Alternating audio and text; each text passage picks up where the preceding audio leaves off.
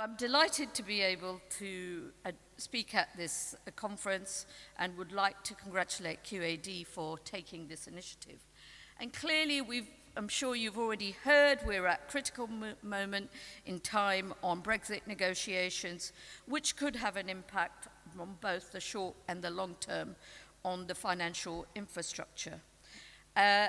I'm sure Robert and Peter before me have also alluded to the warnings expressed by Bank of England earlier this week that up to 41 trillion of derivatives contract maturing after Brexit are at risk unless European officials urgently address regulatory uncertainty.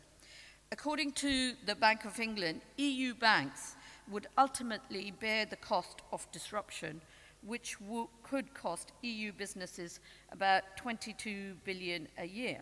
Now, these figures are seriously concerning. And as I said, we're at a critical point and we're very much in fluid situation, given the negotiations are ongoing as we speak.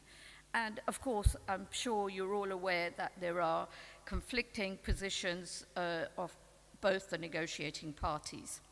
But I understand that the Commission's not-so-secret no-deal planning document indicates that there might be potential risks to financial stability in a no-deal scenario in relation to clearing derivatives. Again, I'm sure you all acknowledge that a workable solution is absolutely critical. I believe it's imperative that the Commission goes beyond stating it is ready to assess the situation and take necessary measures to mitigate risks in this area. To give some legal certainty, it has to spell out what exactly it means. Now, the UK has proposed it would issue temporary licenses that would allow British banks to use EU clearinghouses in case of no-deal Brexit. Therefore, it is equally important that the European Commission also gives clarity in the case of no-deal Brexit. And what I read is all the member states are asking for this clarity, the EU 27, in terms of preparing themselves for this situation. But in the longer term, post-Brexit, it is also necessary that a new institutional architecture is needed in order to supervise potential financial stability risks linked to CCPs based in EU and in third countries. Now, almost 5 months ago, my committee in the European Parliament adopted the EMIR 2 report written by my colleague Danuta Hübner. We are now waiting to start trilogues with the Council, and they're meant to be discussing it as we speak today, and hopefully the Council will come up with a new compromise that will enable them to come up with a common position by the end of the Austrian presidency. Overall, the agreement in my committee is that the Hübner report is a step forward from the Commission proposals.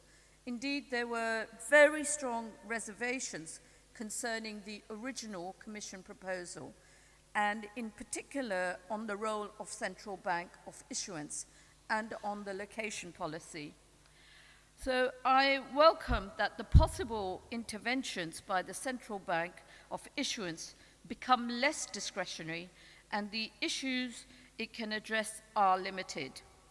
So although the report creates more legal certainty on the location policy and transparency around the denial of recognition and makes the evaluation process more factually and evidence-based and less discretionary, I am still concerned, not just because I'm from the UK and a British MEP, but as a true European, and I think this point was being alluded to earlier, that, what is the impact on the availability of liquidity in the EU, and how this measure will contradict Commission's flagship CMU.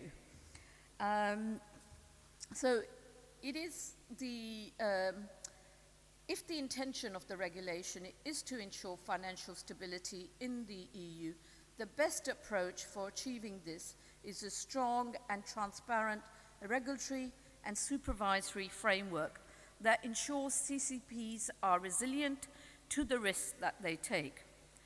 Which leads me to my conclusion that the future of European financial infrastructure is all about trust, mutual trust, trust between financial supervisors that provide a sense of stability and reassurance when times are good and skies are clear.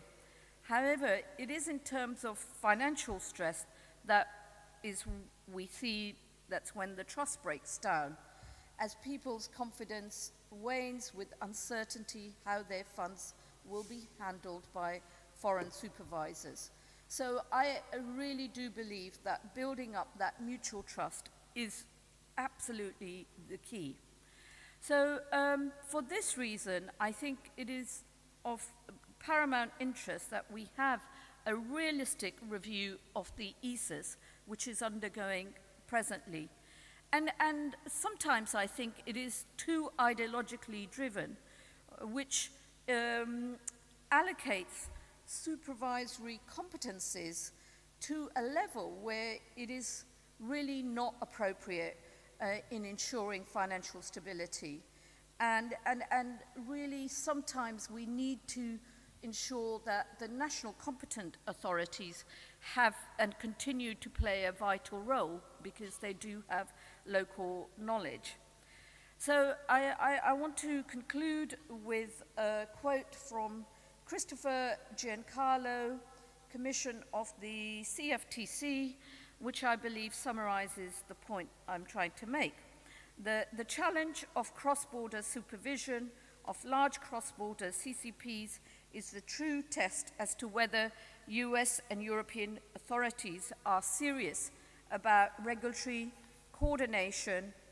Without such coordination, overlapping regulatory burdens, inconsistencies, and legal uncertainty will very likely threaten the financial stability of our markets, dampen our prosperity, and reverse the progress we have made since 2008 financial crisis.